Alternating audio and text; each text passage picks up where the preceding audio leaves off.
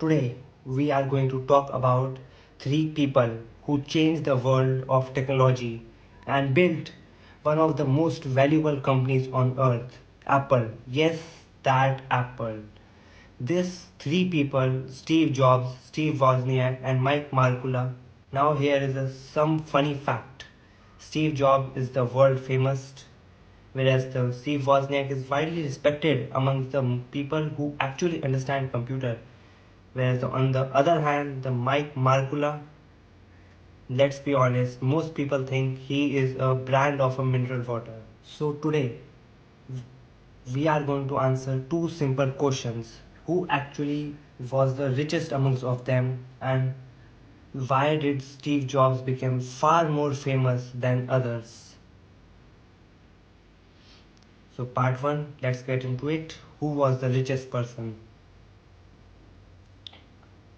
Most people think the well obvious question, Steve Jobs was the richest because he was most famous, and famous equals rich, right? But not exactly. Shockingly, the richest person of the three was Mike Markkula. No black turtleneck, no dramatic keynotes, just money. Mike Markkula wasn't an engineer like Wozniak, and he wasn't a showman like Jobs. He was an investor. In 1977, when the Apple was just a tiny startup working out of a garage, Mike Markkula invested $2,050 million into the company. At that time, Apple was a risky company. Most people thought personal computers were unnecessary toys. Some probably thought calculators were enough for everyone. But Mike Markkula believed in the vision. When Apple went public, the stock exploded in value. The first hundreds of millions, and the evaluation was more than a billion. Mike Markkula later became the CEO and chairman, quietly making a life-changing money in background. Another detail most people miss is that Mike Markkula was already richer way before Apple. So instead of panic selling in early, he waited and then patiently turned him into richest of the three without even becoming famous tragically. Now let's talk about Steve Jobs. When Jobs passed away in 2011, his net worth was around $10.2 billion. Yes, billion with a B. Yes, that's a lot of money by any definition. But here is a part people get usually wrong. Most of the Steve Jobs wealth did not came from Apple at first. In fact, Jobs sold his original shares of Apple in early, long before Apple became a giant we know today.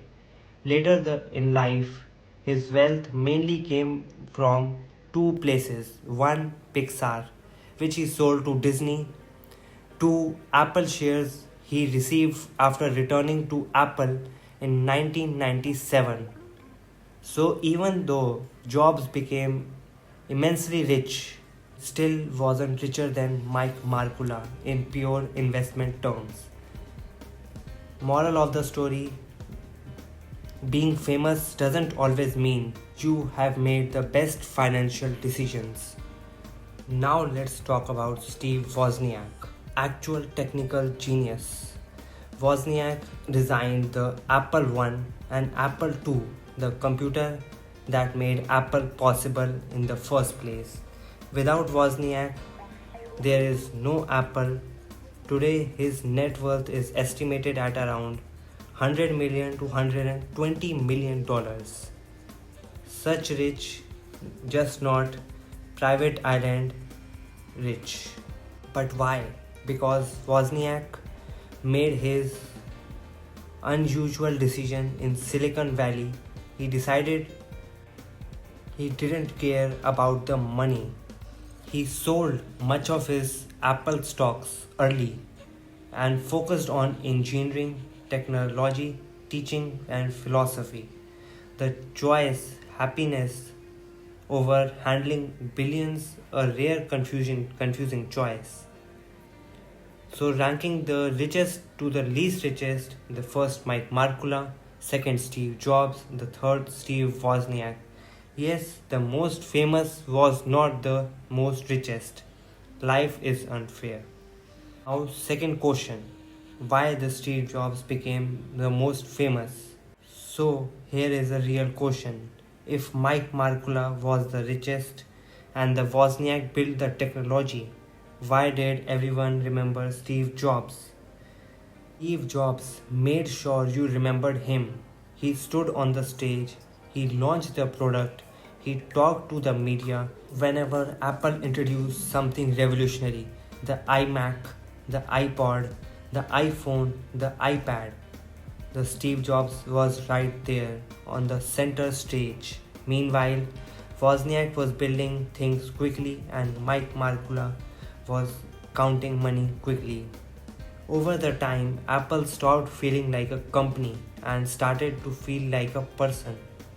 The person was Steve Jobs. Steve Jobs was not the best engineer, but he was unmatchable at storytelling. He could take complicated technology and explain it like it was magic. He didn't sell features, he sold emotions.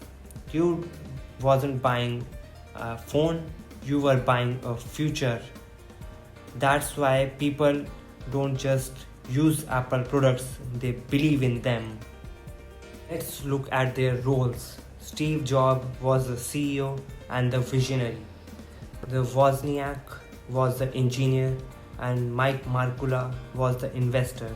History tends to remember the person giving orders, not the person writing the code or writing the check. Fair?